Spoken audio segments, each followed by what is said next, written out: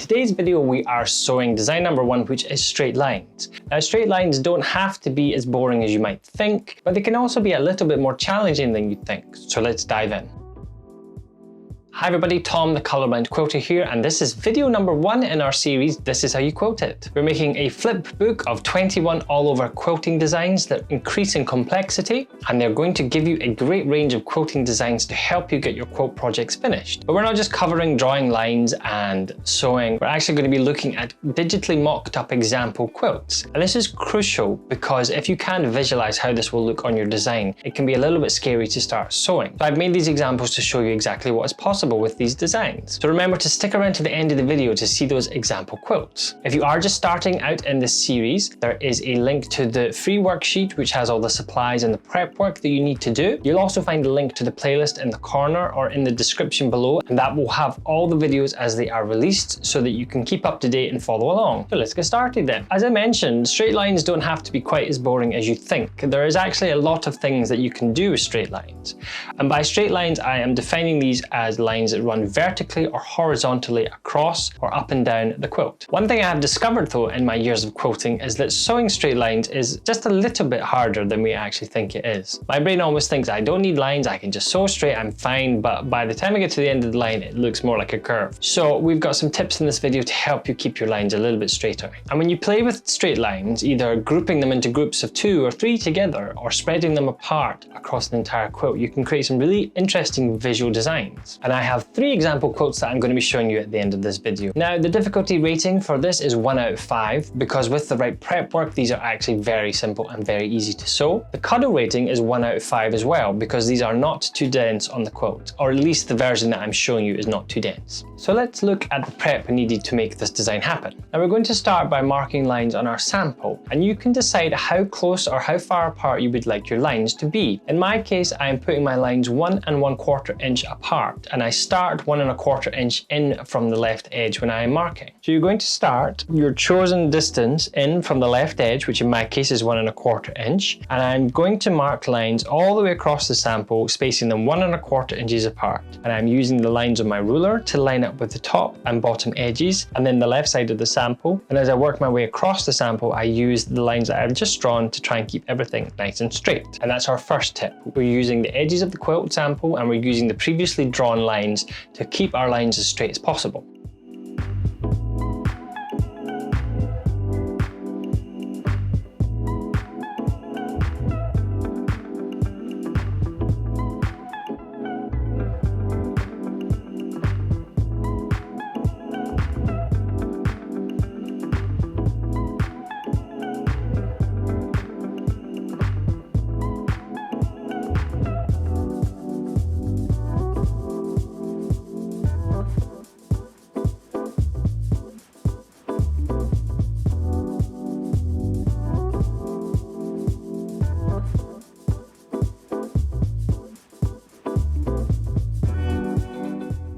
Now we can get straight to the sewing. So we want to begin sewing a line in the center so that we can secure our sample. So beginning near the center and at the top of your sample block, sew your first line from the top to the bottom, and that will secure your sample.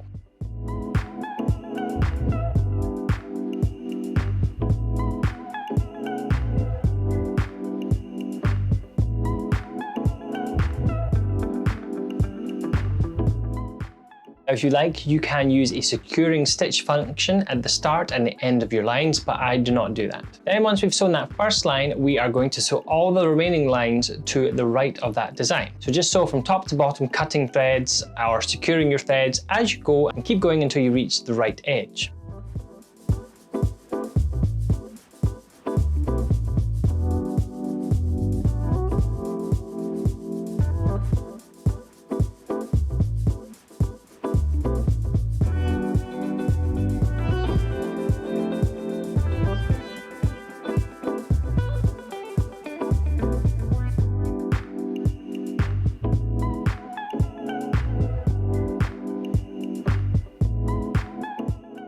Then once you've reached the right edge, pivot the sample 180 degrees, and then you are going to sew the remaining lines.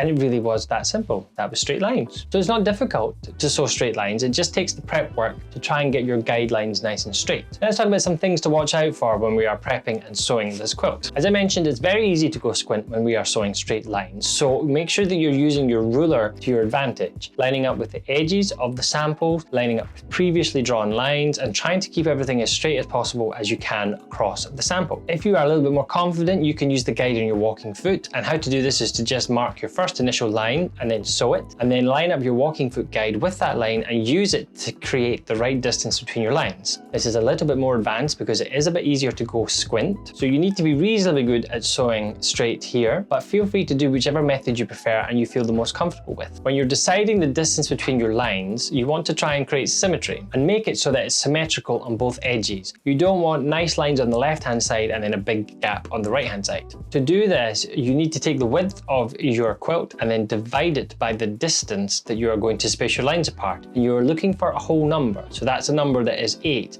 9, not 8.5 or 9.7. In my example, it's a 10-inch square. I have sewn them 1 1/4 inch apart, so I get 8 lines, which means it's symmetrical on both sides. And this will make sure that the quilt is nice and even. And then finally, be sure to check with your batting to see how far apart you can actually sew lines in it. Some battings are 8 to 10 inches, whereas other battings are 4 to 6 inches. So when you're deciding the distance between lines, be sure to check your batting so you don't sew the lines too far apart. Now let's take a look at these example quilts and show you what I have come up with. So the first example quilt that we have is a single Irish chain quilt, which is made up of 9 patches and background squares. Now what you will see is that the dashed black lines represent the quilted sewing line. So what I've done with this when I've been planning the distance between my grids is I have arranged it so that every single sewn line goes directly through the middle of one of the squares. So if you look at the top left corner of this example, the 9 patch, you will see that the dashed sewn lines intersect through each of the 3 columns, and that goes down through the quilt. And then if you look at the right hand side of the quilt, you will see how that matches, and so there is symmetry on both sides, so there are no strange or weird gaps because the grid is balanced. Now this works nicely because this is a diagonally moving quilt. If you follow the lines from the blue squares, you can see that they run diagonally across the quilt, which is what makes the Irish chain design. So adding a line that is in the opposite direction creates a slightly different movement through the quilt, and it draws your eyes to that slight diamond-esque shape that's in the background fabric.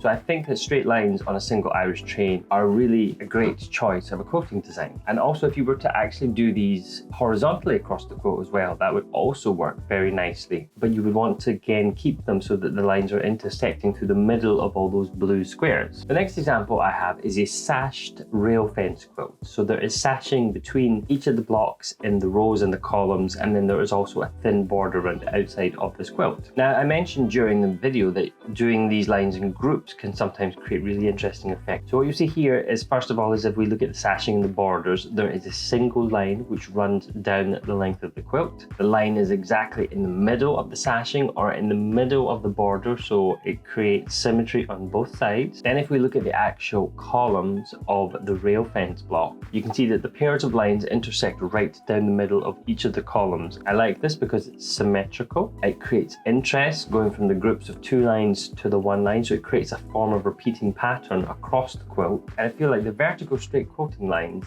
make this quilt seem taller or longer. Now if we were to do these lines horizontally, what I would want to do is, if you look at the rail fence block in the top left corner where you can see there's the blue and there is the cream fabric, I would make it so that the groups of 2 lines have that seam in the middle all the way across. And then again, I would add straight lines in the middle of the sashing and in the middle of the borders. And this is a tall design, so perhaps putting horizontal lines across from this would create some visual interest across the quilt as well. But again, this is just straight lines, and all I've done is played with the spacing of my grid. So the final design I have for you is a square in a square block. And this again has sashing between the rows and the columns, and then it has a border around the outside. Now in this quilt, I want to use the lines to create a feature through the middle of the blocks to highlight that center square of the blocks. So if we look at the top left corner of the quilt, you will see there is a line that runs right down the middle through the background color. And then on either side of that, where the red strips would be joined to that center square, I have run the quilting lines down that seam. And what I'm trying to do is create a feature in the middle of this block. And then adding a line down the middle of the sashing and the middle of the border just helps to frame each of these square and square blocks very nicely.